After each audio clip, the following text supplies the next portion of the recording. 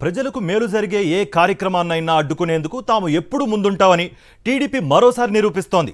ఇప్పటికే ఎన్నికల కోడ్ను అడ్డం పెట్టుకుని ఈసీకి లేఖ రాసి ఇంటి దగ్గర పెన్షన్ల పంపిణీని అడ్డుకున్న పచ్చ పార్టీ తాజాగా డీబీటీ చివరి దశ చెల్లింపులకు మోకాలొడ్డింది. అమల్లో ఉన్న పథకాలకు సహజంగానే ఈసీ గ్రీన్ సిగ్నల్ ఇస్తుంది. గత 5 ఏళ్లుగా అమల్లో ఉన్న పథకాల చివరి దశ చెల్లింపులకు ఈసీ అనుమతి రాకుండా టీడీపీ వివిధ మార్గాల్లో ఒత్తిడి చేస్తోంది. ఆర్థిక వనరులున్న ఈసీ అనుమతి కోసం ప్రభుత్వం ఎదురు చూస్తుండగా ఎలాగైనా అడ్డుకునేందుకు పచ్చ పార్టీ దుష్ట ప్రయత్నాలు చేస్తోంది. ఎన్నికల కోడ్ పేరుతో అడ్డుకోవాలని ప్రయత్నిస్తోంది. మరోవైపు లబ్ధిదారుల ఇబ్బందులను ఈసీ దృష్టికి తీసుకెళ్లిన ప్రభుత్వం వెంటనే అనుమతి ఇవ్వాలని కోరుతోంది.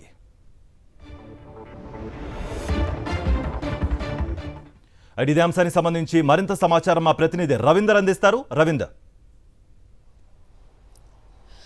కార్తీక్, రాష్ట్రంలో ఉన్నటువంటి పేద ప్రజలకు లబ్ధి చేకూరేటువంటి ఏ పథకాన్ని కూడా రానికుండా చేసేందుకు చంద్రబాబు, పవన్ కళ్యాణ్, పురంధేశ్వరి పదే పనిచేస్తున్నారు. ఇందులో భాగంగానే ఇప్పటికే ఆల్రెడీ అమల్లో ఉన్నటువంటి పథకాలకు సంబంధించి ప్రధానంగా వైఎస్ఆర్ ఆసరా, చేయూత, విద్యాదీవెన, ఇన్పుట్ సబ్సిడీ లాంటి పథకాలకు సంబంధించి ఇప్పటికే ముఖ్యమంత్రి వైఎస్ జగన్మోహన్ రెడ్డి బట్టలు కూడా నొక్కారు. వాటి తాలూకు కొంతమందికి అమౌంట్ కూడా చేరింది. అయితే ఇంకొంతమందికి రావాల్సినటువంటి అమౌంట్ని రానివ్వకుండా అడ్డుకునే ప్రయత్నం చేస్తున్నారు. ఎందుకంటే ఎన్నికల సమయంలో చివరి దశలో ఈ అమౌంట్ కనుక పడితే వీరందరూ కూడా వైఎస్ఆర్ కాంగ్రెస్ పార్టీ వైపు ఎక్కడ మొగ్గు చూపుతారో అన్న కారణంతో కేంద్ర ఎన్నికల సంఘానికి చంద్రబాబు బ్యాచ్ ఫిర్యాదు చేసింది. ఈ నేపథ్యంలో ఇప్పటికే అమలవుతున్నటువంటి పథకానికి సంబంధించినటువంటి నిధులను కూడా రాని కూడా చేశారు. ప్రస్తుతం చేయూత కింద దాదాపు 26 లక్షల మంది మహిళల అకౌంట్లలో దాదాపు 5,000 కోట్ల రూపాయల అమౌంట్ పడాల్సి ఉంది.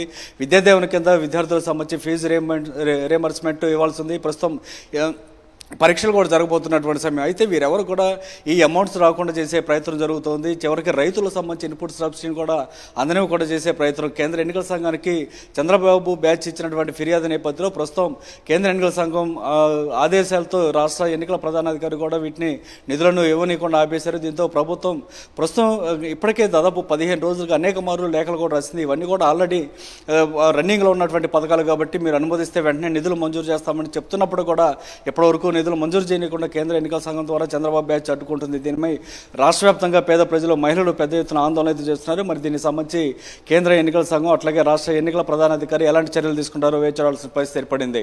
Karthik. Right Ravinder, thank you for the brief.